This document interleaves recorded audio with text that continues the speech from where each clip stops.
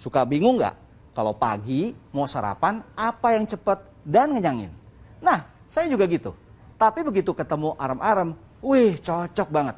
Praktis dan lumayan banget buat sarapan pagi. Entah karena banyak yang doyan arem-arem dan pasarnya besar, ada aja oknum pedagang yang pengen dapat selisih untung lebih banyak. Cuma jadi ujungnya ngerugiin konsumen dan membahayakan kesehatan. Ayo deh, kita simak aja sama-sama. Rahasia dibalik arem-arem isi sayur sampah selengkapnya.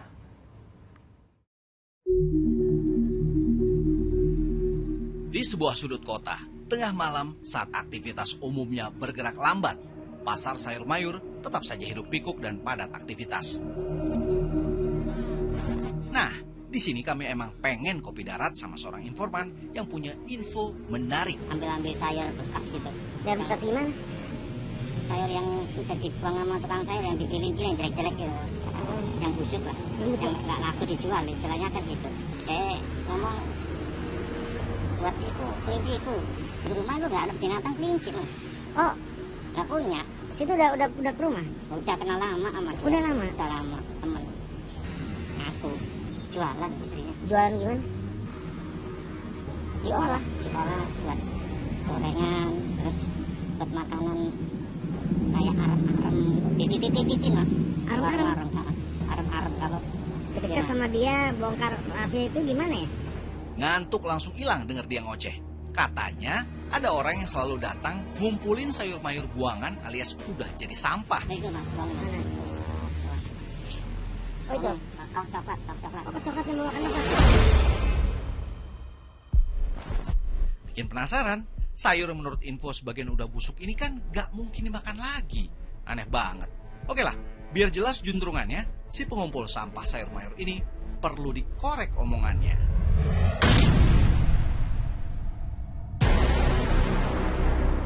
Tuh, kelihatan kan? Ada orang yang mepet setiap ketemu lapak sayur mayur. Cocok banget nih sama penggambaran informan kami. Jelas nggak belanja. Sayur mayur yang busuk atau tak layak jual dipulung dan langsung masuk kantong plastik.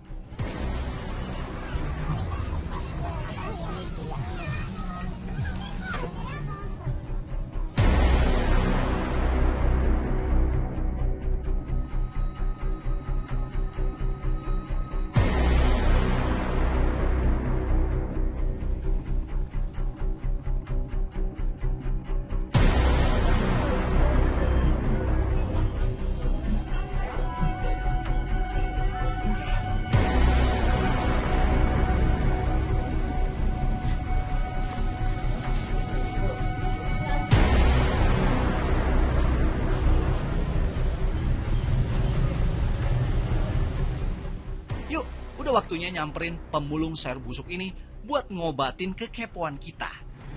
Emang buat apa sih sayurannya? Buat jualan istri arem-arem. Ya? Arem-arem sama tahu isi. Kurang lebih setahun. Setahun sejak pandemi. Itu sampah-sampah gini? Ya Mas, buat modal nggak ada. Pakai sampah nggak harus beli. Mas, saya boleh ikut nggak?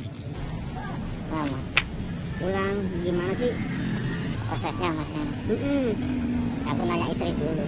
Gitu. Iya. Besok Boleh kali. nggak? Besok berarti saya ketemu lagi di sini. Ya nanti pastinya aku kabarin. Gitu. Saya nggak janji. Nanti aku bilang istri saya dulu. Kalau istri saya nggak keberatan ya nanti saya kabarin. Alot nih obrolan dan ego kami. Keinginan untuk lihat dia produksi makanan berbahan sayur sampah ini pun ketunda. Target rupanya masuk ikatan suami takut istri. Apa-apa izin istri dulu. Wah, kudu sabar nih.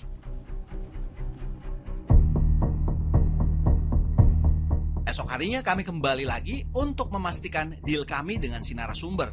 Harap-harap cemas, khawatir narsum ingkar janji. Emang lagi hari baik. Yes, si narsum nongol. Gimana Mas akhirnya? Iya Mas, udah ngomong sama istri. Ya tahu sih itu Bang, dia syahid. Terus gimana nih? Saya ke rumah mau ikut Mas atau Ya kasih alamat aja. gitu? kebetulan istri kan lagi ada pesanan. Kalau mau sih hari ini. Ya udah. Lega deh, kita pun meluncur menjauh dari pasar sayur mayur ini menuju kediaman si target. Kerja tim dipertontonkan. Suami belanja, istri yang olah. Sayur mayur buangan ini nggak dicuci dan nggak dibersihkan sama sekali. Dan langsung diolah. Kok jorok sekali ya? Saya pesenan juga semuanya nggak ada yang komplain kok mas. Masih pesen lagi kok. Ya nggak dikasih tahu, kalau tahu ya pasti nggak mau ya mas. Ini kan rahasia sendiri aja gitu mas. Oh iya. Udah agak Oh iya, mau lembek nggak gini, dijual sama orang udah nggak mungkin ya. ini udah di orang nggak mau kalau beli yang gini mas. Walaupun laku dikit gitu kan, saya sayuran nggak modal. Jadi ini arem-arem yang mau dibuat. Nggak cuma wortel busuk, kentang busuk juga masuk dalam bahan baku bikin arem-arem versi nggak jelas. Rupanya ada trik tertentu yang bisa mengupgrade sayur nggak layak ini jadi segar dan keras. Pertama, kapur sirih. Ini kapur sirih biar nanti dia jadinya nggak lembek. Terus supaya dia warnanya jadi bagus. Ini kan warnanya udah jelek ini mas. Nah ini kita tambahin tawas. Kedua, tawas alias bahan kimia penjernih air ikut nyemplung dalam olahan si ibu ini. Biar nanti hasilnya sayurnya jadi seger, terus nggak lembek gitu mas. Kita rendam.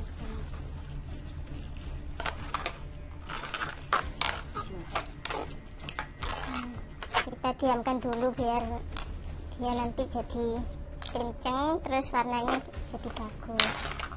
Tawasnya ini kan tadi warnanya udah kayak gini mas, udah jelek. Kasih tawas gini, kita rendam, jadi dia kelihatan lebih bagus warnanya gitu mas. Sama kita bikin ayamnya, ayamnya udah kenceng mas.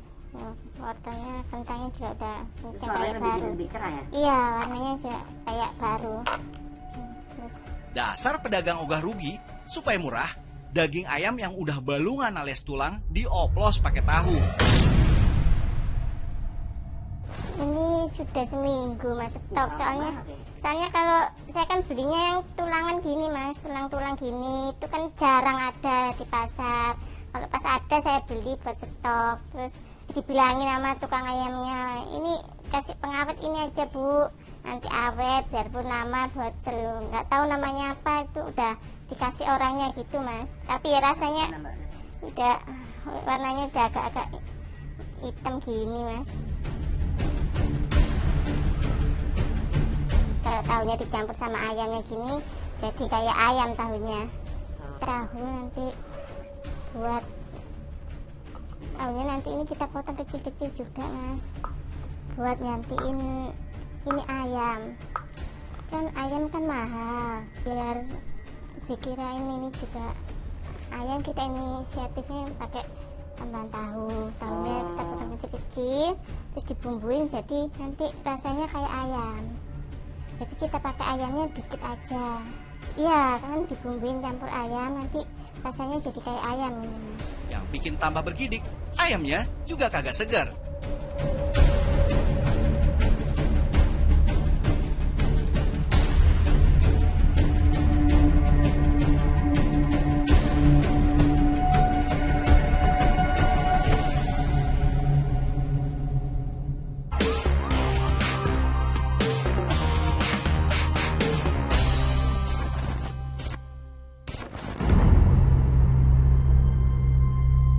Dengar treatment isian arem-arem benar-benar bikin emosi.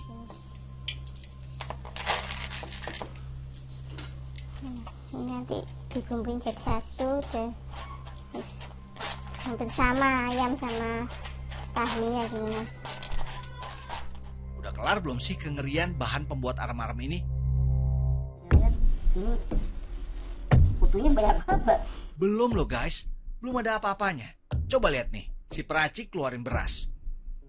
Oh my god, banyak banget kutu berasnya. Serem.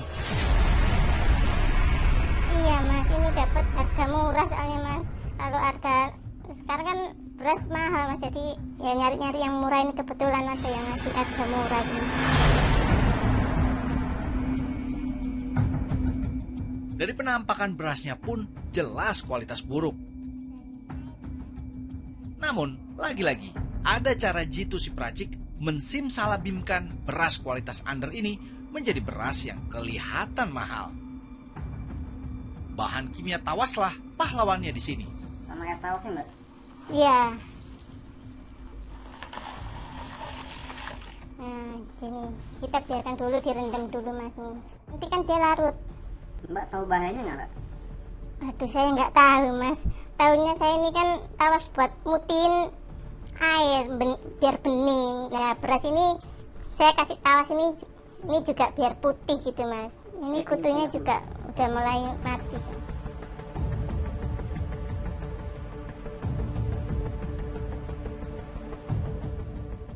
1 jam berlalu. Amboy, beras berubah 180 derajat.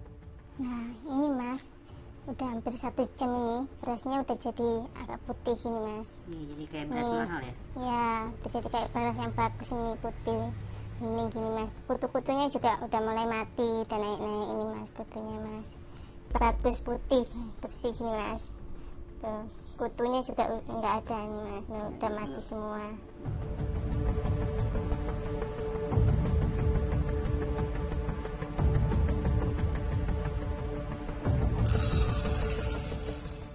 Akal si peracik jalan terus. Siasati beras supaya enak dan wangi, bumbu dapur masuk dalam beras. Ini nanti jadi berasnya jadi wangi gini mas. Tumpuk lagi berarti, ditutup. Ya, ini kita tumpukkan berasnya.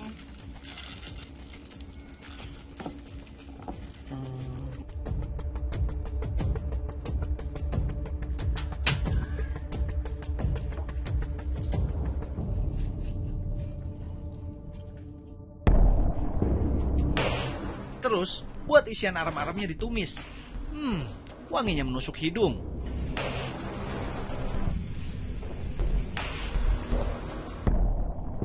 Sekarang kita bungkus. Oke, final touch. Arem-arem isian gak sehat ini dibungkus. Kelihatan bagus ini, segar sayurannya, kelihatan segar.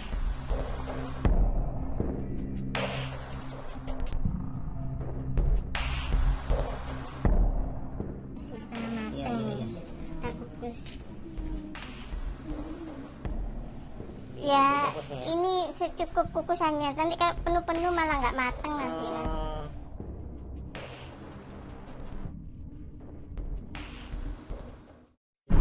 Ya, ngambil di pasar itu mas ya. Saya isikan ke tahunya. Ternyata produk yang dibuat oleh si peracik masih ada yang lain. Tahu isi sampah sayuran.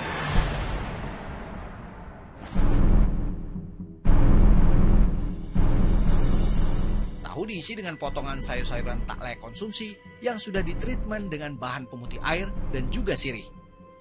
Ini sama kita goreng ya mas ya. Biar cepet selesai. Langsung digoreng? Iya nanti. Prosesnya nggak aneh-aneh. Tahu isi diselimutin adonan tepung supaya saat digoreng tidak mudah hancur.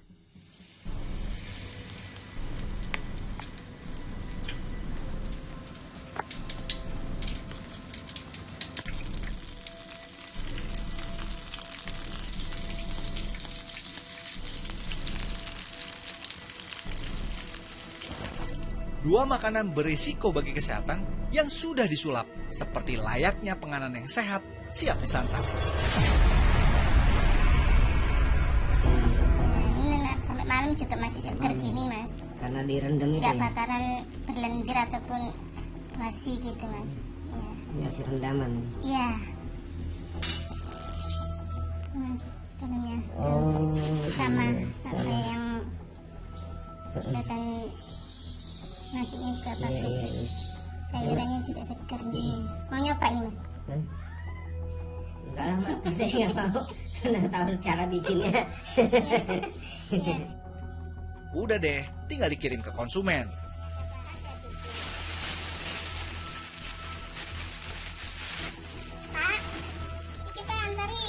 Ikut ya Mas ya? Iya. Jauh ya Mas ya? Jauh mas. Kata ibunya tadi 200. Terima kasih Mas ya. Ya, oke Bu.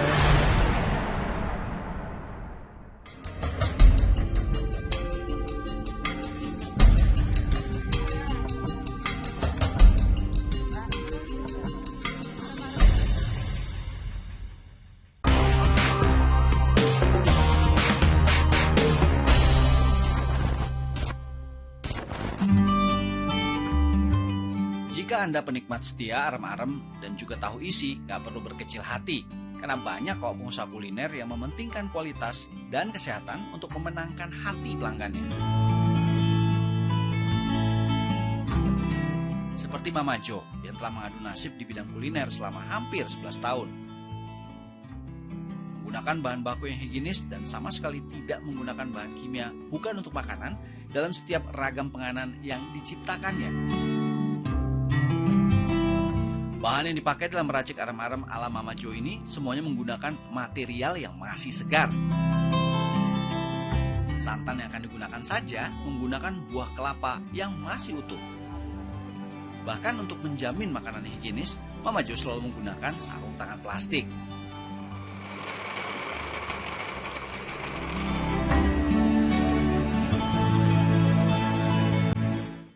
Daun salamnya sama serainya. Begitu santan mendidih, aroma semerbak memenuhi isi ruangan. Beras yang digunakan pun nggak ngecewain, kualitas bagus.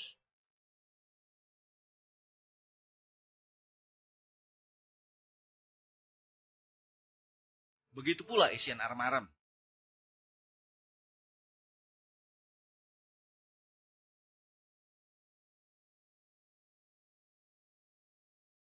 Proses memasaknya pun normal, nggak pakai bumbu aneh-aneh.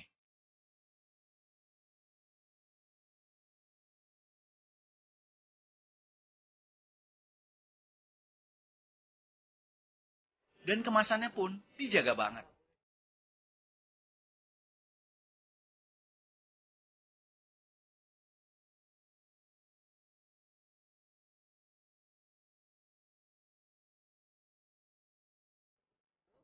Itu bahaya banget ya kayak begitu ya. Saran saya buat mereka, janganlah kayak begitulah. Kasihan kita yang benar-benar pakai yang fresh. Nanti kalau ada orang pembeli, terus makan yang punya mereka samakan dengan kita yang benar-benar. Kasihan kan, kita nggak dapat duit. Saran saya sih, buat mereka-mereka, yuklah kita jualan yang benar aja lah. Yang baik-baik dari bahan-bahan yang bagus.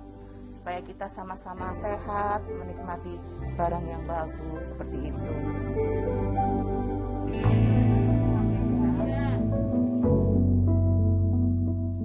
Jelang pagi, para reseller mengambil pesanan yang akan dijual kembali. Ada pedagang di depan. Saya taruh di situ nanti satu orang 15. Yang tadi kan sudah habis. Jadi sisa 30 ya, ini semua taruh di sana. Satunya dari saya 850. Seribuan.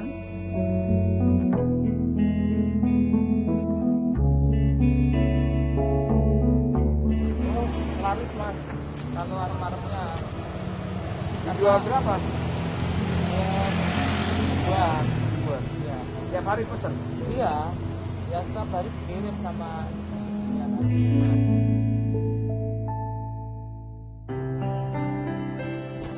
Konsumsi dalam waktu pendek sebetulnya hanya gangguan pencernakan ya, misalnya menjadi enek, mual, mutah atau bisa diare. Tetapi dalam waktu jangka panjang, tawas atau kalium sulfat itu bisa menyebabkan karsinogenik. Artinya dia bisa membuat kanker di dalam saluran pencernakan, terutama pada usus halus terutama. Dan efeknya biasanya makanan akan kelihatan lebih kenyal, lebih kelihatan segar, dan lebih kerasnya bukan keras sekali tapi agak kenyal gitu ya. Dan berwarna cerah, warnanya ya membuat warna menjadi lebih segar, secara organoleptik. Untuk kapur siri juga harus ada ininya apa namanya berapa besar dosis yang bisa dipakai untuk ini. Ya, di dalam beras itu ada semacam kulit ari ya, atau mungkin orang bilang itu semacam bekatul atau tidak. Justru itu yang vitamin-vitamin yang dibutuhkan oleh oleh kita karena dia mengandung vitamin B. Dan kutu-kutu itu sangat suka pada yang ada semacam itunya gitu. Dan kalau dia menggunakan tawas untuk mencuci beras, itu vitaminnya hilang, termasuk kutu, termasuk ini juga hilang.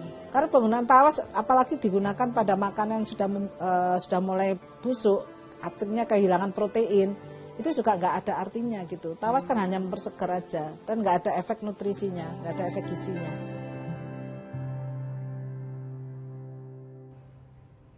Dengar ya, tayangan ini bukan maksud nakut-nakutin, tapi lebih ke ya hati-hatilah ke sesuatu yang kita konsumsi.